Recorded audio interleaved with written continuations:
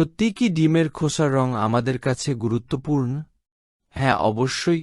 সাধারণ মানুষের কাছে দুধসাদা ডিমের তুলনায় লালচে ডিম একটু বেশি খাতির পায়। রয়েছে দামের তারতম্য। লালচে খোলসওয়ালা ডিমের দাম একটু বেশি।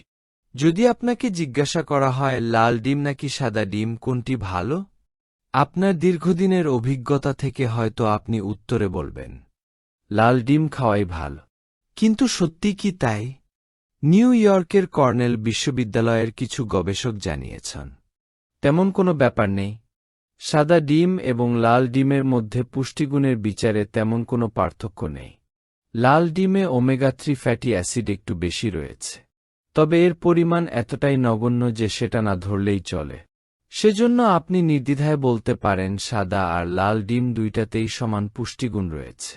সাদা ডিমগুলো আসে সাদা পালকের মুরগি থেকে যাদের রং সাধারণত সাদা বা হালকা, আর লাল ডিম পাড়ে লালচে বা একটু গাঢ় পালকওয়ালা মুরগি।